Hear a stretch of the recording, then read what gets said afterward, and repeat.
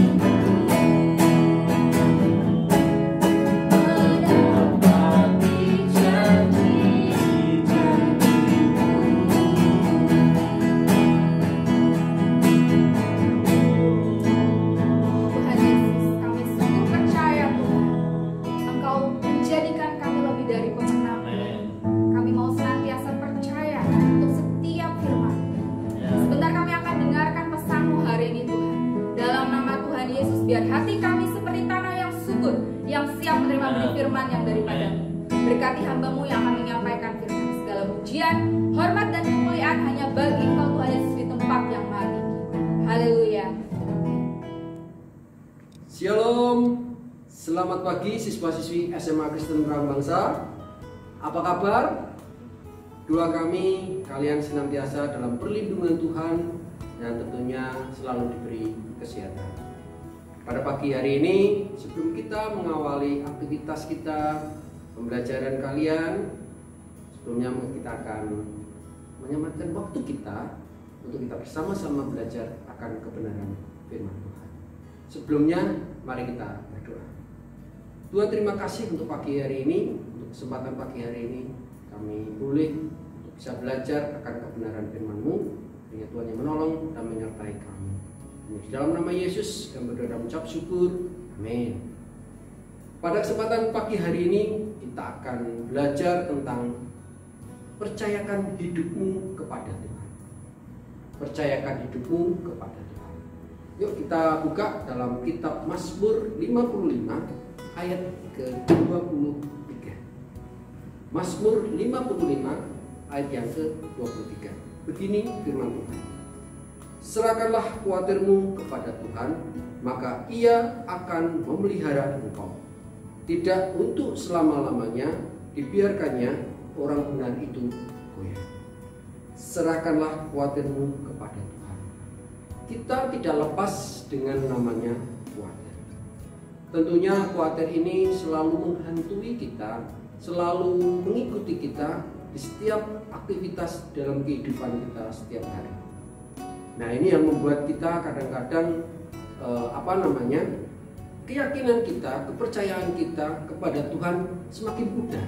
Kita nggak tahu bagaimana kita akan melangkah, kita tidak tahu bagaimana kita akan menuju tujuan yang kita capai. Karena ada satu hal, khawatir. Padahal kita hari ini kita diajak untuk percayakan hidupmu kepada Tuhan. Kita bisa melihat kisah di dalam Yakobus 1 ayat yang ke-6b sampai yang ke-7. Kita buka bersama-sama. Yakobus 1 ayat 6b sampai yang ke-7.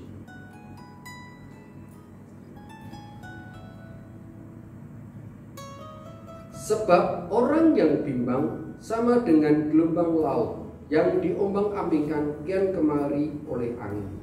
Orang yang demikian janganlah mengira bahwa ia akan menerima sesuatu dari Tuhan.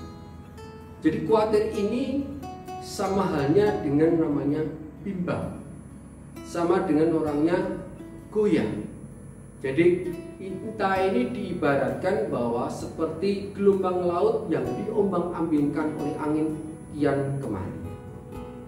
Oleh karena itu, tentunya kita harus memilih pegangan yang kuat bagaimana kita bisa meraih tujuan yang kita ingin kita capai.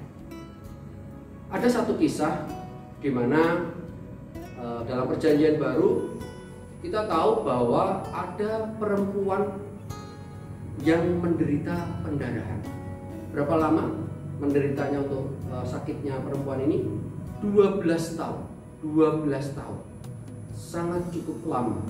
Dia sudah sana kemari untuk mencari tabib untuk bisa menyembuhkan. Tapi hasilnya dia belum memperoleh hasil yang seperti yang ia harapkan.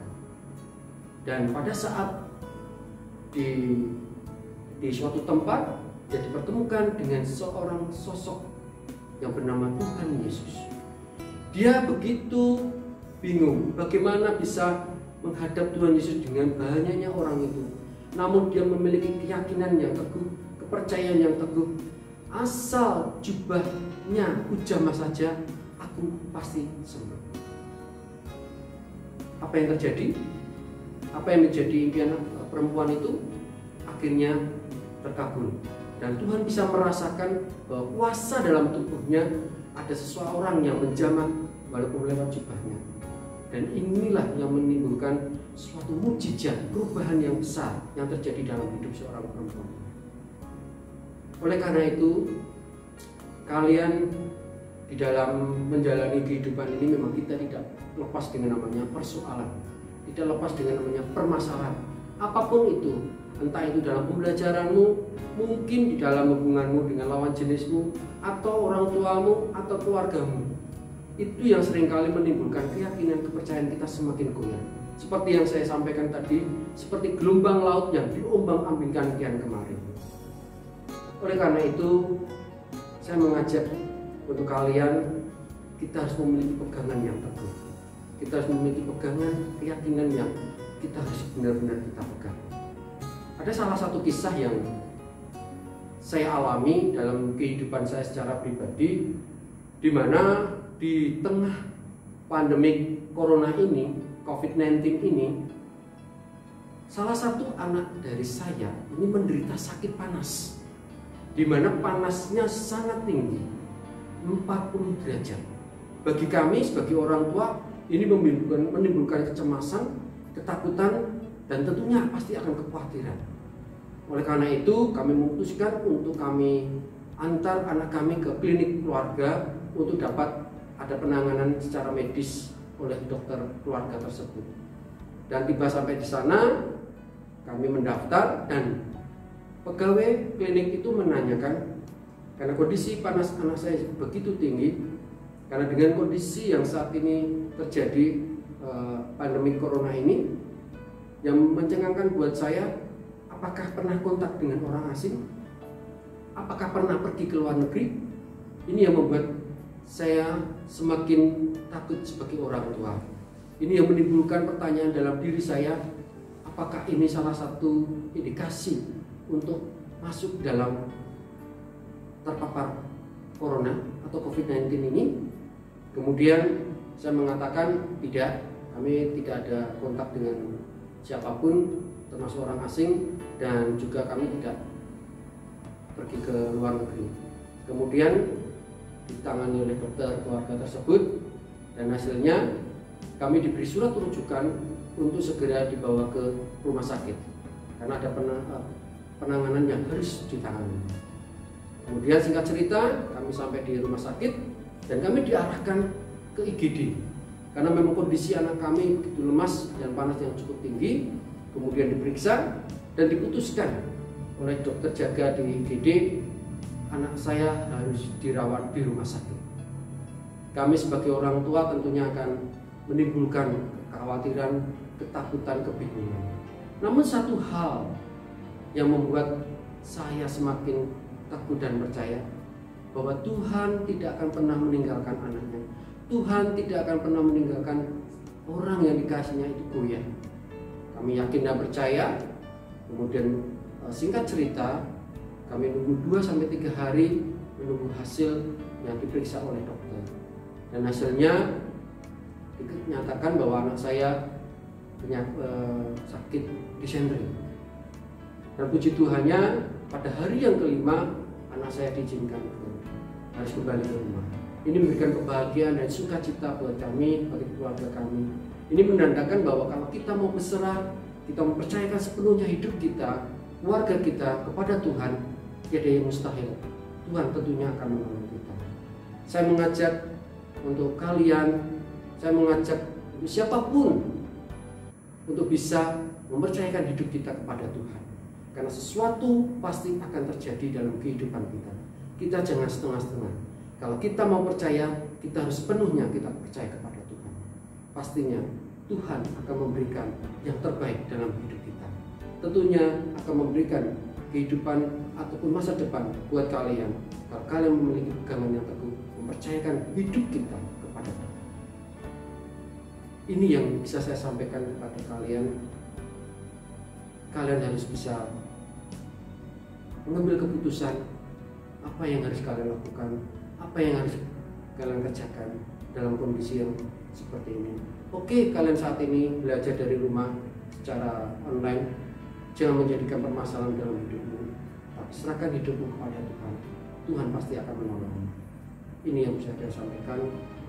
Terima kasih untuk kesempatan pagi hari ini. Kita akan bersama-sama tutup firman Tuhan ini dalam doa. Mari kita berdoa. Terima kasih Tuhan untuk firman-Mu. Ajari kami untuk percaya kepadamu, untuk diserah kepadamu sepenuhnya. Karena mujizat sesuatu yang terjadi dalam kehidupan kami.